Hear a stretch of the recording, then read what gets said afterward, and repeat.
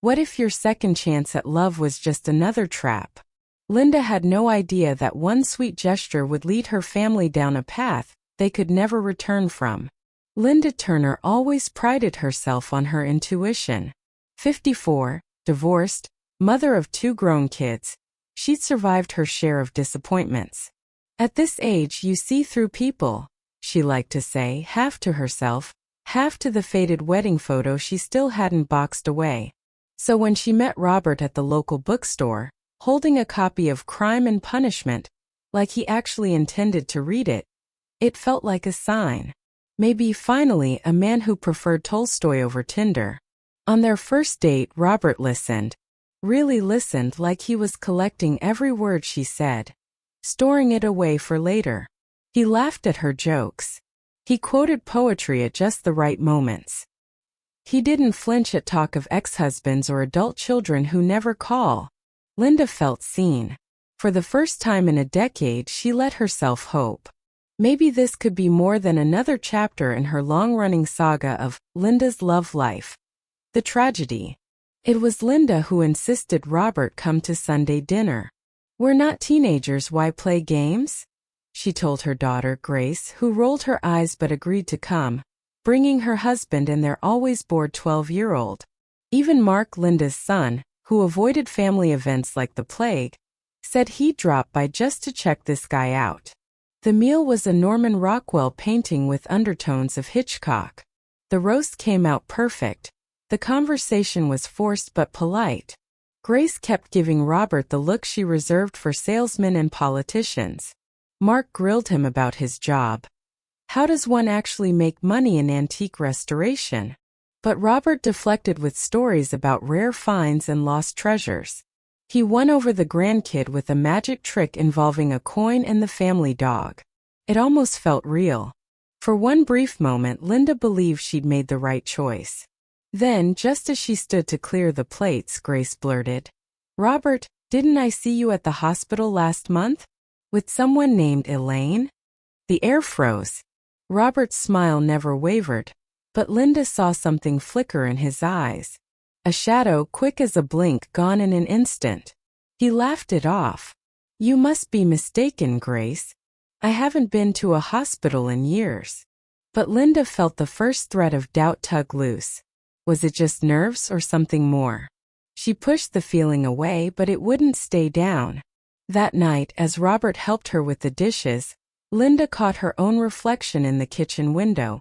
A woman on the edge of something big, and not entirely sure if it was good. What Linda overheard next would shatter her trust. But this was just the beginning. You'll want to see what secret she stumbles onto next. What if the person you trust most is the first to betray you? Linda thought her fears were just paranoia, until she heard a conversation that made her question everything. Linda had always been good at ignoring the small stuff: scuffed baseboards, unpaid parking tickets, awkward pauses at family dinners. But that night, the house was quieter than usual. Robert had kissed her goodnight and left, promising to call in the morning. Grace and her family had gone home, leaving behind empty wine glasses and a pile of unresolved tension. Linda stood in her robe, staring at the dishwashers, humming, feeling the edges of Grace's question scratch at her nerves. Elaine. Hospital. It was nothing, wasn't it? She tried to distract herself with late-night TV, but her mind kept replaying every detail. The way Robert's fingers tensed around the wine glass. The way Grace's husband wouldn't look Robert in the eye. The cold, practiced smoothness in Robert's laugh. When did Linda become the kind of woman who doubted her own happiness? She was just about to give up on sleep and pour another glass when she heard voices in the hallway. First she thought she imagined it. But no, it was Mark, her son, talking quietly on the phone. She tiptoed closer, careful not to make the floorboards creak. "She's blind, Mom. Robert's not what he seems. Just check his story. That's all I'm saying. Love you too." Linda froze. Mark's voice, flat but worried. Was he talking about her? About Robert?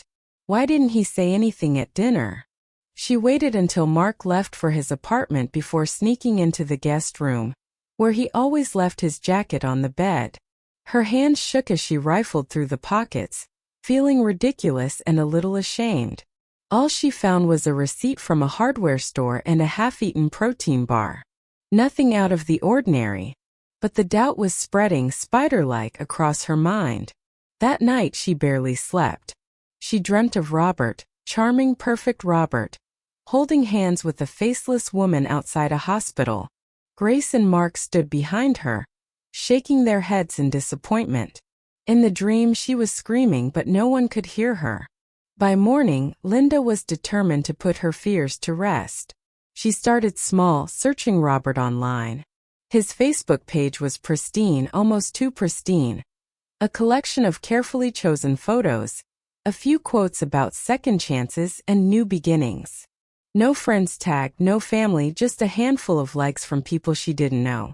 She scrolled for what felt like hours, looking for cracks, for something real. Midway through her sleuthing, her phone buzzed. A text from Robert.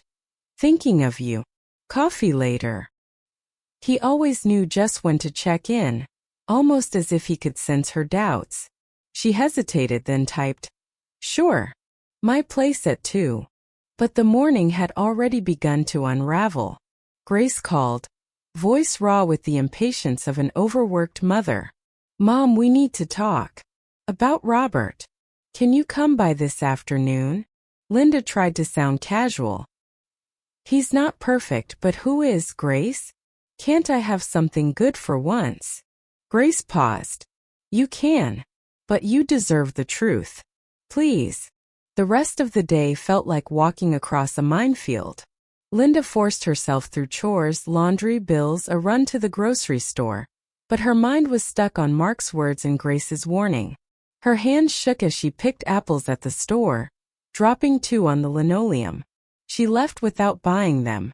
Back home, she waited for Robert with a nervousness that felt foreign, humiliating. The doorbell rang at exactly 2 o'clock. Robert, holding sunflowers and a smile that didn't quite reach his eyes. "Rough morning?" he asked, peering into her face. "You could say that," Linda answered, forcing a grin. They sat in the kitchen, sunlight slanting across the table. She tried to act normal, but every word from Robert felt rehearsed. She found herself interrogating his every statement. "Did you really grow up in Vermont? Was your mother's name Martha? Or is that another story?" Finally, Linda couldn't take it. "Robert, have you ever lied to me?" He looked genuinely hurt. "Why would you even ask that?" But instead of answering, Linda stood up, walked to the window and stared at her reflection, unsure, unsettled, on the verge of something she couldn't name. As Linda uncovers the first real clue, she's forced to confront a truth she never saw coming. But what happens when secrets start unraveling faster than she can handle? Don't miss the next chapter. It's about to get even more shocking. What if the truth you're searching for is darker than you ever imagined? Linda's search for answers leads her down a path where every secret seems to hide an even bigger lie. Linda's hands trembled as she filled the kettle. The conversation with Robert clung to her skin like a cold sweat. She wanted to believe him, to slip back into the gentle haze of new love. But every "I've never lied to you" sounded like a line from a bad play. Had she really become so suspicious? Or was her intuition finally screaming what her heart refused to accept? She texted Grace, "I need to see you. Now." Grace responded instantly, "Come. I'll make coffee." The drive to Grace's house felt endless.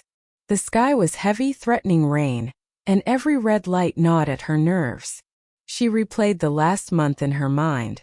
The flowers, the little gifts, the way Robert never talked about his past unless she pressed. She wanted to believe those silences were just part of his charm. Now they felt like locked doors. Grace opened the door before Linda had even parked. "Mom, you look awful." "Thanks, sweetheart." Grace hugged her. There was more concern than sarcasm in the gesture, and Linda felt a lump rise in her throat. They sat at the kitchen table, steam curling from the mugs between them. "I don't want to hurt you, Mom," Grace began. "But I started looking into Robert."